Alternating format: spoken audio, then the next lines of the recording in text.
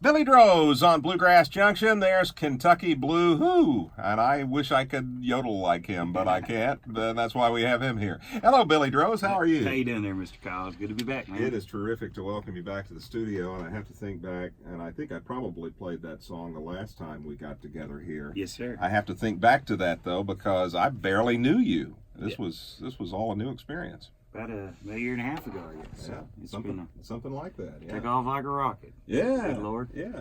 Well, what a pleasure to have you back in here. It's a pleasure to be here for sure. Did you expect your first album was called To Whom It May Concern? Did you expect it to do as well as it has?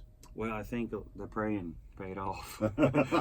I sure did pray about it, and no, I didn't. To be honest with you, I was hoping, and extremely thankful that it did. And so we're just making new music and keeping it rocking. We're hoping this train will just keep on floating on. I'm excited for you because the first album produced some really great songs, the title track being one of them, Kentucky Blue being another one, Haunted by the Wind, which I played on Halloween, by the way. Oh, cool. That was another one. I mean, you know, there are so many great songs from that album, and then a lot that we just didn't get to before you were already making new music. And Yes, sir. It looks like you're on your way.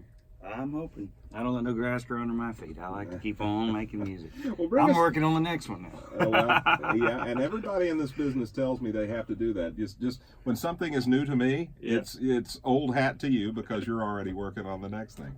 Well, look, bring us up to date about what all has been going on with you, because you have just what we've talked about off the air before we went on. It's just been a whirlwind of activity. Well, I'll tell you what. Basically, what's going on right now is just all the time making brand new music, and we've been on the road a lot with the band, and just started a new business venture, and so we're very excited about that, and releasing brand new music, and of course that's why I'm blessed to be here today, and raising babies, and got one on the way. So Really? Now, how many children do you have? 2 little boys and a little girl coming. A So little girl coming in All right. March, we're super excited. Gonna balance things out. I'm telling you what, I prayed for a girl, and my mom said you better be careful what you pray for. Yeah.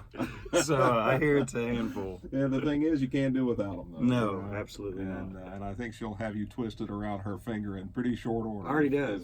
If my experience counts for anything, you will. You will.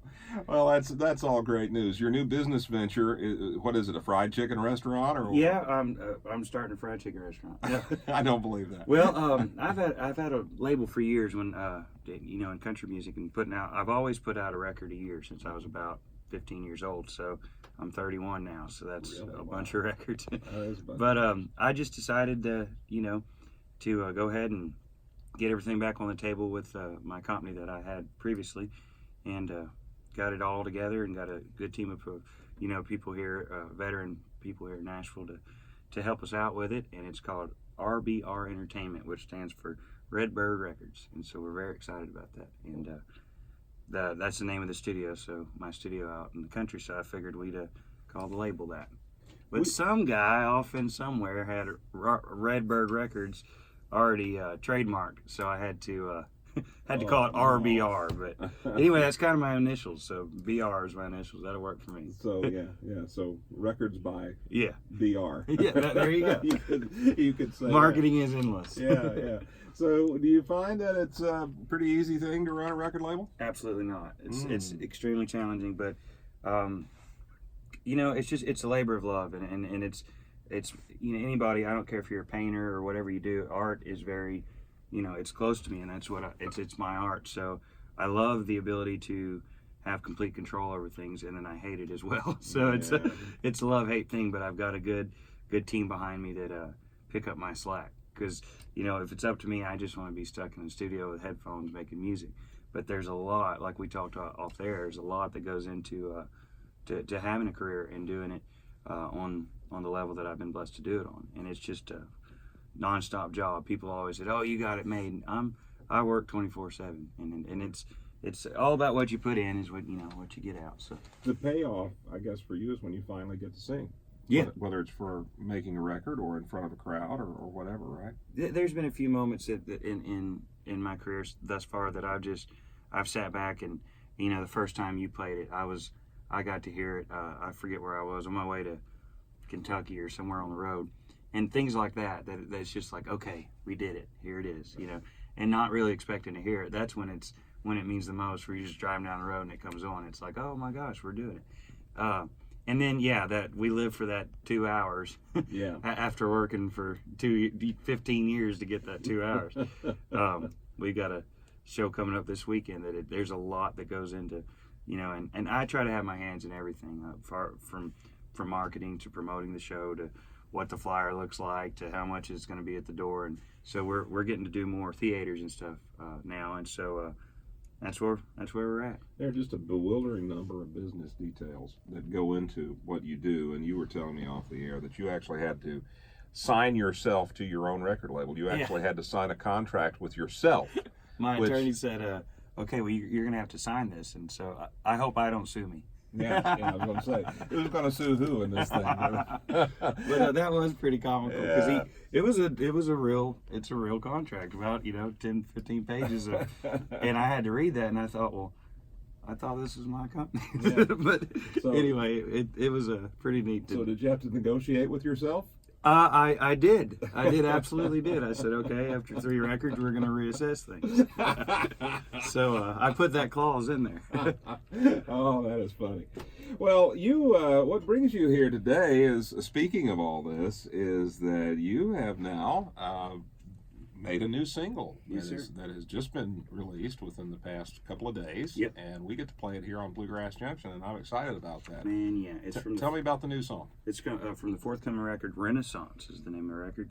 And people keep asking me, well, where'd you get the name of that record? I just thought it sounded cool. But evidently in I think it's the Cambridge Dictionary, it says it's the revival of art that is since past or whatever. Don't quote me on that. Just Google it. That's the idea, though. You're right. But that's the general idea, and I just thought it sounded cool. So the name of the new single, or our first single off the record, is Coal-Fed Train's the name of it. And we took the liberty on the last record to do things more, I wouldn't say progressive, but they had different, inflections of very, country influenced and very bluesy influenced and whatnot. With this one, off the brand new record, I wanted to say, okay, I love bluegrass with all my heart, and here's a straight up hardcore traditional sounding bluegrass song. And so super excited about it. Yeah. What's the new song?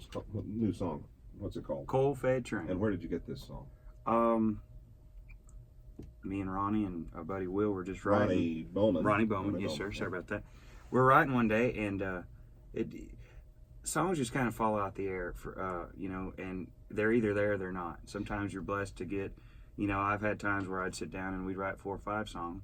Have times to sit down and write 4 or 5 lines. So that was just I don't know. It was just a blessing. It just came out of nowhere.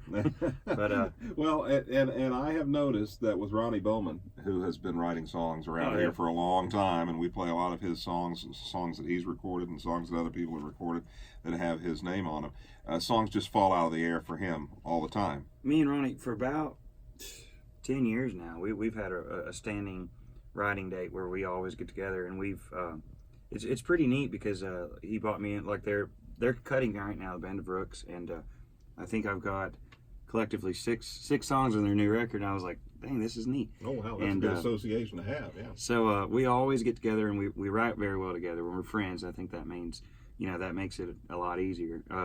When I first came to town, they'd have these writing sessions at about 10 o'clock in the morning. You don't know this person, they don't know you. You just get in this room, somebody brings you a cup of coffee or whatever, and you're supposed to write, and you learn. It's an art like anything else. You learn if you're a carpenter, you learn how to build houses. And so there's definitely a technique to writing, but to me, I believe they're just all gifts, and they're just floating around, just apt to take them out of the air or not. So. Yeah. Well, let's play the song. This is a brand new song. You've probably not heard this before.